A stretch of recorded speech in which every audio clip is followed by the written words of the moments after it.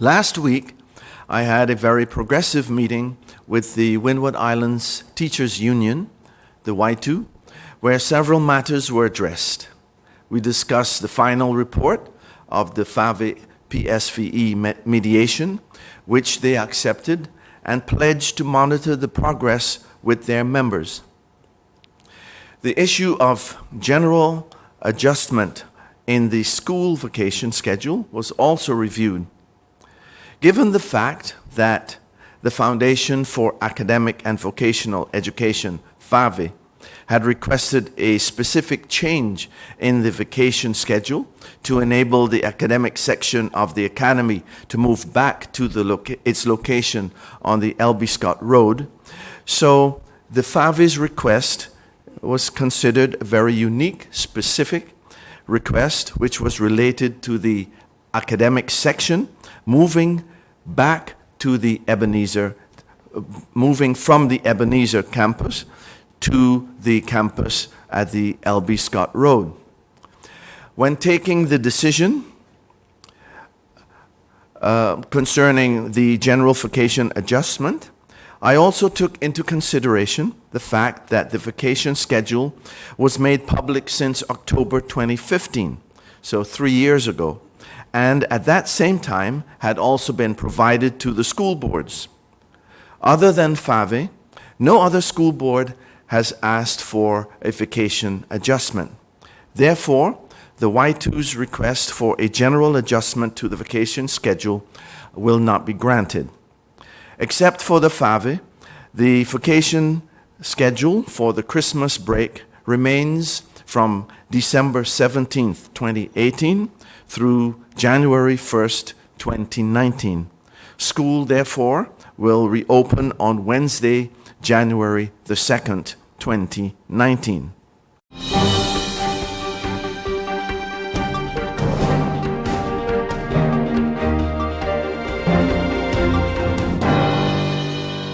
The request that was tabled by the union to the minister on the equalization of the Christmas vacation to the same as that was granted to the school board of the FAVE and the teachers working then at St. Martin Academy and the PSVE section was not granted for all teachers in St. Martin. Here we come with the results. Last week, Thursday, in a meeting with the minister and the cabinet, my board was presented with an official notification that FAVE, the school board that governs those two schools, St. Martin Academy, and the PSVE section, because of the nature of their requests after the passing of Hurricane Irma, they were actually in a rebuilding phase where they have been rebuilding the academic section with a direct result that those students and teachers have been transformed to the PSVE section where they are using the campus now double. So the students from the academic section, they comes in on a afternoon session that ends on up to 6 o'clock, and that in this period of time that they requested for the change, they will be relocating the campus. Now, some of the things that we are looking at is, it means that the vacation would start on the 17th for that group, and that they would enter on the 7th. It would be up to the 7th of January, versus the first schedule that was giving you the last day of school as the 14th, and then you would be able to start back on the 2nd of January. Now, when I look at the last day being the 14th, that's a Friday. And if I am looking at a new schedule for the exemption for the other school, the 17th is on a Monday. So would they have school up on the Monday exactly? Or, yeah, then their it's a 1 day over. Their vacation will start on the 18th. Knowing that it's Christmas, you know that it's a celebration. But for the teachers, the other teachers, they are feeling as if, on the 14th already, such an early celebration before the children is off, you don't have the feeling. But the first being a family day in St. Martin, where families come together to start back the students, and the second, it would create a lot of different negative parts. So they approached the union and we tabled the request. The reason and the basis for denying the request from the minister's side was that the circumstances are not the same. They also brought forward that in the past we have started on a second, but it's just because in the past, by starting on the second, especially middle of the week, you find a large number of absenteeism. The children are not back in time. Even families that travel, you cannot all readily get, let's say, the date of the first as a date to travel back to be in time for the second. So a lot of different components that teachers brought forward. In any case, it was denied, so I want to make it emphatically clear to all the teachers that the exemption for the December vacation is only for the teachers that are working under the school board FAVE. All the other teachers would have to observe the regular schedule that was out from before.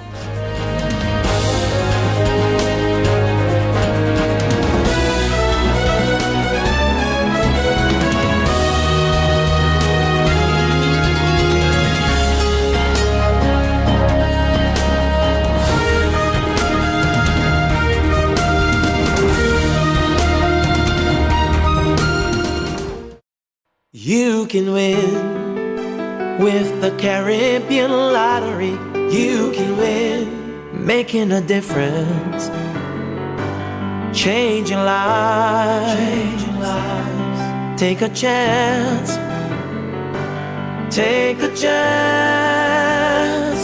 and you can win with the Caribbean lottery. You can win, you can win.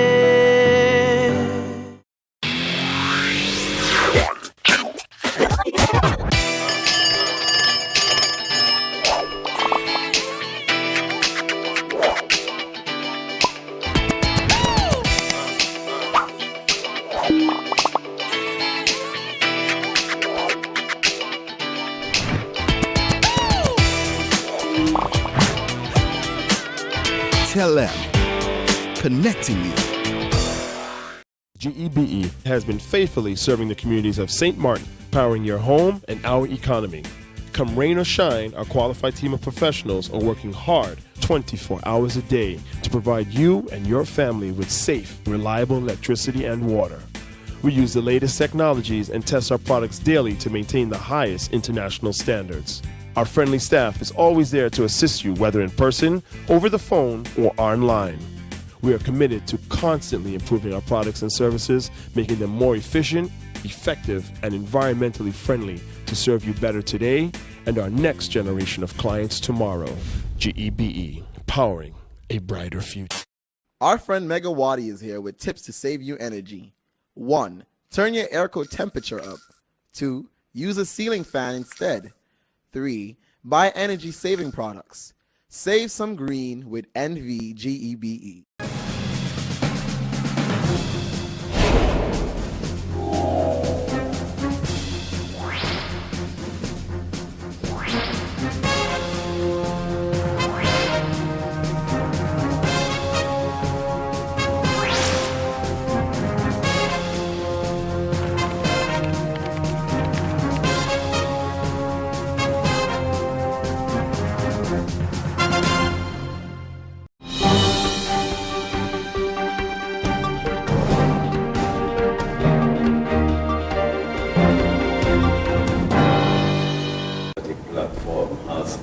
talking greatly about the lack of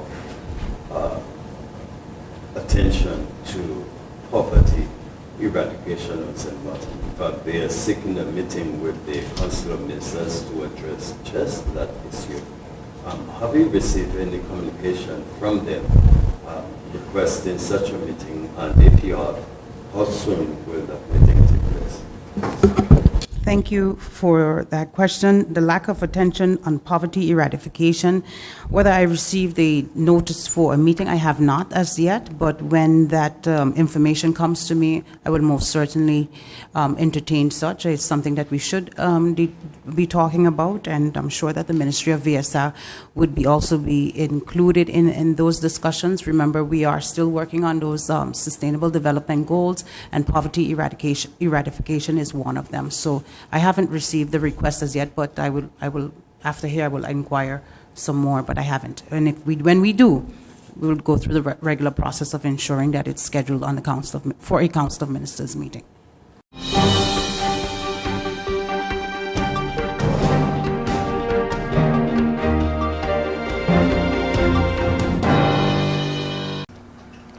This letter was delivered and duly registered on the 1st of November 2018, last week. And I have on the other side another letter. As you remember, we said that this was the letter of August the 18th. And this is also duly registered on August the 20th. So by providing us and providing the public with information that the Prime Minister did not receive our letters, this brings a lot of questions for us. How is it possible that a letter that is directed to the Council of Ministers of St. Martin, care of the Honorable Prime Minister, Mrs. Leona Romeo Marlin, since August, which is more than 3 months almost, did not reach the Prime Minister, and that the last letter, which actually refers back to this letter of November the 1st, not even a week from that, still has not been received by the Prime Minister. Since the Prime Minister is the Minister of General Affairs, we think that she really has to do an inquiry in her department of registration. Where is the letter? And for us, it is important that they improve their communication, internal communication, so that letters from the public reach where they have to reach, and that we can get the answers that we expect as soon as possible. We don't blame the Prime Minister if she did not receive the letter. But we think that the government administration should do a better job. It is embarrassing that our Prime Minister of the country has to inform the public, and this goes also international, that where we as Anti-Poverty Platform have been very in the press, have been also internationally informing about our strive to get a dialogue with the Council of Ministers, that the Prime Minister has to say that she could not even tell you when she could meet with us because she has not received letters in that direction. Apparently, this is not only with this letter, because I have here some other letters of this year. I can show you that, for instance, the letter to the governor of February the 20th, to continue the dialogue on the eradication of poverty and the realization of social justice for all.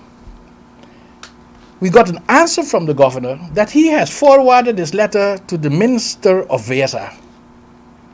Up to today, we have not received any answer from the Minister of VSR.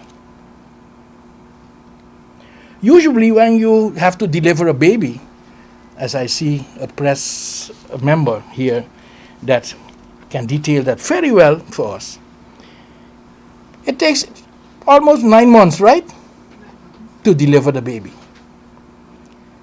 But for a letter, an answer on a letter, I have to wait for 9 months. That is too much. This should be shorter.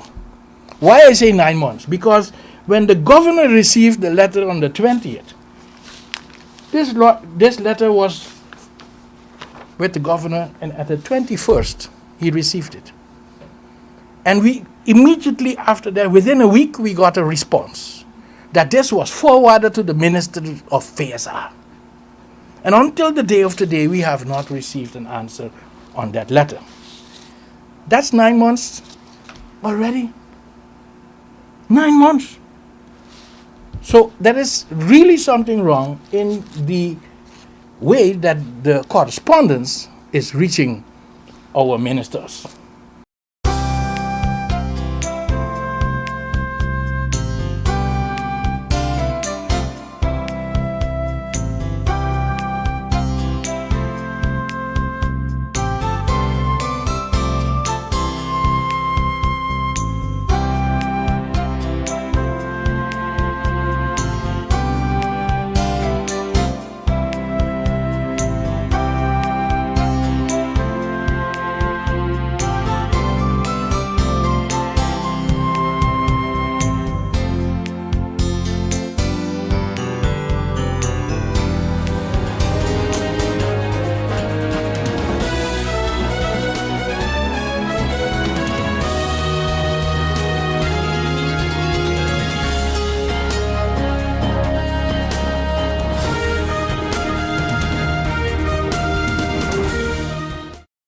You can win with the Caribbean lottery. You can win, making a difference, changing lives. Take a chance, and you can win with the Caribbean lottery. You can win, you can win.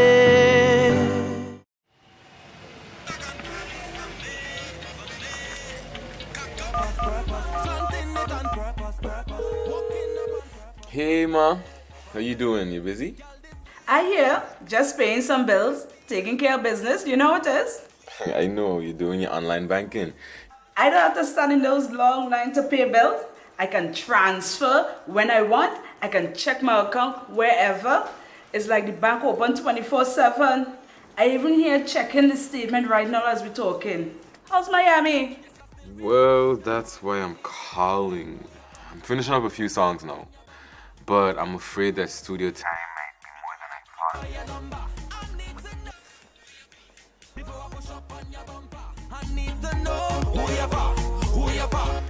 And I was wondering if I could get some help with some funds, and I could pay you back as soon as I get back to St. Martin. Let me check my account. How much you need? I think 500 should be enough. I can transfer it to you while online. Direct from me to you. No problem. Great. Thank you so much, Ma. I'll get online with Bib now. Alright, darling. You know who you're for? I need to know who you're for. Contact WIB today for your complete personal online banking experience. Available for all mobile devices. The Windward Islands Bank, now your online banking partner in progress. It's been said that behind every door, possibility awaits.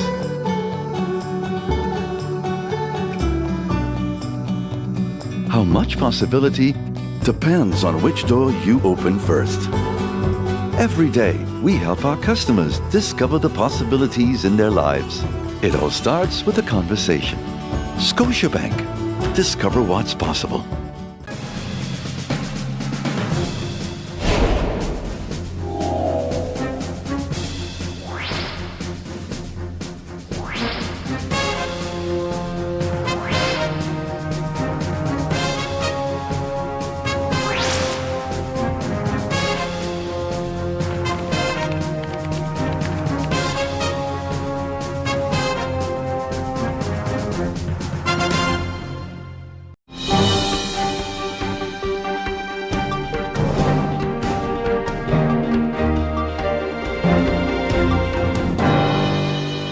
we've heard from many ministers of finance from before. These are several issues that need to be done, but then comes the bottleneck. And what are the bottlenecks? And this is where I'm hoping that with you being Minister of Finance, that you bring some new levels of being able to get this done. And why I say that again, the issue of fiscal, how we're going to change the laws to be able to get the things that you have proposed in here and the changes to the laws. Do you have enough manpower, woman power in the ministry to be able to get that? And if not, which I think we all know you don't have it, how do you intend to get that? It'll be a very interesting discussion that you're going to have with your staff and yourself in the mirror, because finance is going to be asking for money from finance to get these projects going. So it's going to be a very interesting discussion you would have with yourself, but at the same time, very necessary for the growth and for the well-being of our country. And I say this to you. The country basically lies in your hands. And I say, why I say this, earlier this week or last week, I believe, the Parliament of St. Martin had a meeting with the CFT. And there is, and I can agree with my colleagues as well, there's no real need to have this closed door meeting or shadow of secrecy with the CFT, because there's nothing secret about their discussions. It's very simple. Tax the people of St. Martin to death and make sure you don't get any more debt to the country. And yeah, it's a very simple thing. Only spend what you have. But at the same time, when you look at the situation of St. Martin needs a massive amount of investment to get us anywhere even close to what we were before the hurricanes. And in order to do that, you must invest in the country. And that is where the situation would come. And I think that is also the discussion that you've been having from other MPs as well. What are the incentives that the country can offer? And I think that is something the whole government needs to work on, because it has to be a very clear and transparent procedure. And when we look at other countries in the region, and I say that the ones that are even closer to us now than ever before, that were not competitors to the country of St. Martin before, are now serious competitors, not only within the region, but are actually just a hop, skip, and a jump away. We saw the amount of our cruise ships that left St. Martin, and we were easily displaced by going to St. Kitts. And by doing that, it has also opened up the eyes of other governments in the region that if they invest in the things that they have seen investments in St. Martin, that they too can partake in some of the growth that we have. And that is where I would suggest not fear, but the position that we need to be creative and give not just follow the incentives that they have, but to come up with a creative package that not only includes finance, but all throughout the ministries in St. Martin in itself. So again, a clear, transparent position that is not left up to the discretion of individuals, but an investor knows what he or she can get. The issue that was brought up earlier as well, I could not agree more. I mean, having had breakfast with my mother this morning and hearing her complain about her old age, now that she says that we young people, although I'm gray in hair, we don't respect our elders, because when she goes to the hospital, nobody takes care of her. She goes to the receiver, she goes in the lines of government, and she has to go from here to there. What did she explain to me today? When she was trying to buy a 10 guilder stamp, she had to go on another line and to go back. And you know, it gets down to the point now, not only should we look at making sure that they pay as little as possible in terms of taxes in their twilight years, but also the sense of making sure that our government services become more friendly to our elderly on the island. And I think that also gives, that gives us recognition to our elders in the country. The issue, I believe that I don't know if it was a year or two ago, Madam Chair, through you, several motions have been passed in this hall, and one of them was the issue of, I believe it was amnesty, was also brought up, that throughout the world, countries, and I think the US just did it up to last year, countries around the world give an issue to you hereby are able to bring up your finances, you declare them. It's like the policy that I believe that I think the police had it one time, put in your gun, and we won't ask the questions about it. Bring in back your money. This is it. You pay a certain penalty, and then also you put that money into a development bank or into bonds of the country that are able, now that the country is able to use that money as well for a certain amount of time to develop infrastructure, develop housing for our people of St. Martin, and develop the things that we need. We need to be creative with the issues that we have at hand as well.